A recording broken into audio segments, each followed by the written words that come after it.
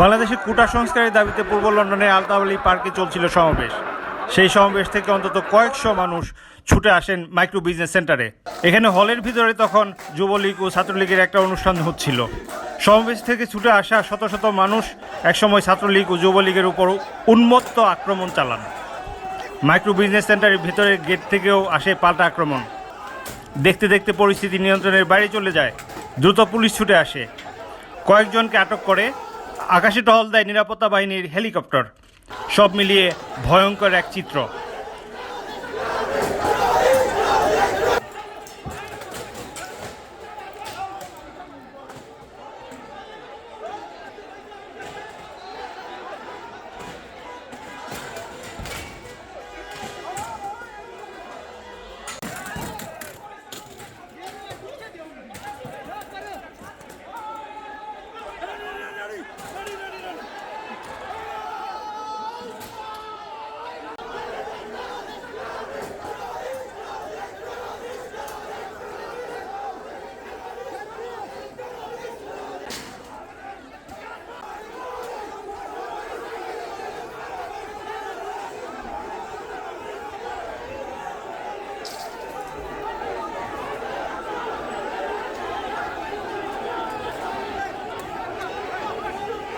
এর আগে আলতাওয়ালি পার্ক যেন পরিণত হয়েছিল দেশের কোনো বিশ্ববিদ্যালয়ের ক্যাম্পাস।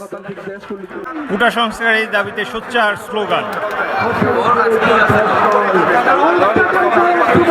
আমরা এখানে শুধুমাত্র জাস্টিসের জন্য আসছি। আমরা আশা করি আমরা জাস্টিস পাবো ইনশাআল্লাহ। যেভাবে আমরা ভাই বোন হারাচ্ছি আজকে, যেভাবে রক্তাক্ত হচ্ছে আমার দেশে আমার ভাই বোনরা, I feel totally helpless and আমি আসলে I am bursting into tears every other moment because of them. এই যে ছোটো ছোটো ছেলে কোমলমতি শিক্ষার্থীদের উপর এই যে কি হামলা চলতেছে বাংলাদেশ পুলিশের, ছাত্রলীগ আওয়ামী লীগ যে হত্যাকাণ্ড চলতেছে, ওর জন্য আমরা আন্তর্জাতিক ভয়েস রেজ করার জন্য আমরা এখানে সম্মিলিত হয়েছি। আমরা বাইরে যে প্রবাসে যে ছাত্র সমাজ আছি, তো আমরা কিছু করতে পারতেছি না দেশের জন্য, বাট আমরা এইখান থেকে যতটুকু চেষ্টা করতেছি ওদেরকে সাপোর্ট করার। বৃহস্পতিবার প্রায় সারাদিন মিছিলে প্রতিবাদে পূর্ব লন্ডনকে উত্তপ্ত করে রাখে আন্দোলনকারীরা।